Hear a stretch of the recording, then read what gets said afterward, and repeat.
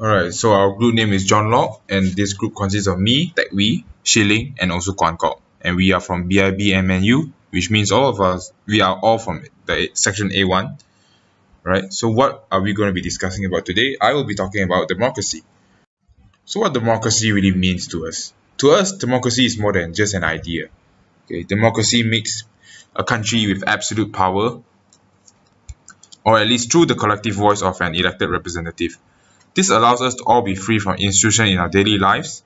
It also allows us to work where we want, as well as allowing us to join a union. And most importantly, we are able to demand for fair wages.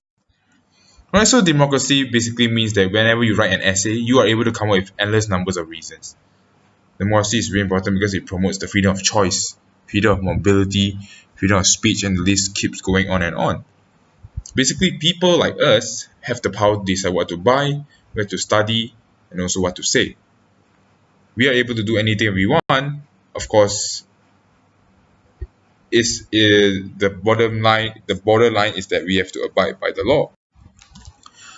So I'll be talking about the impact of democracy next, and the first aspect would be education. Okay, so the first point, of course, is equal opportunities of individual differences. So the impact of democracy on education is the provision of equal opportunities and the recognition of individual differences. In a democratic setup, each child is a sacred and valuable entity of the society. As such, equal opportunities are made available to one and all for their fullest development. In this connection, the principle of individual differences is given proper recognition, and therefore each child receives proper support to their interests, aptitudes, and capacities for their individuality development. Right. So the next point is, of course, free education. The principle of universal and compulsory education involves free education to all irrespective of their social or monetary status. Each child is now regarded as the birthright.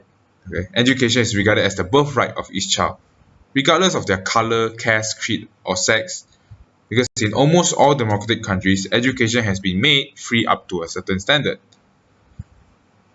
Right, moving on to the impact on economy.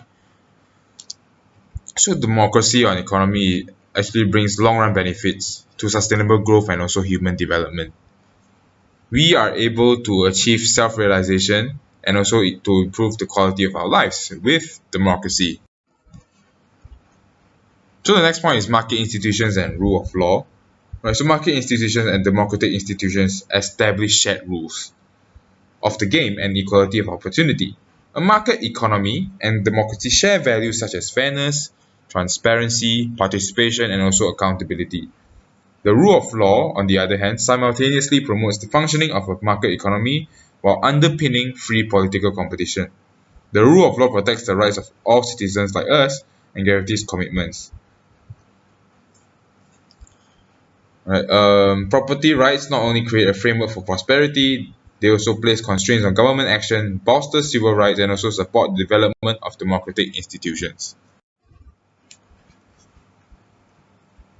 Well, not only that, equal representation of both majority and minority interests are also very important. Unlike in some political dispensations where only a certain gender or household can be found in the government.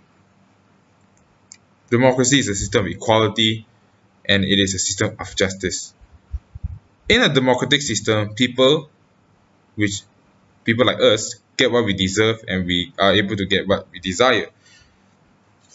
We are able to decide who is the authority and we are able to decide what is our destiny.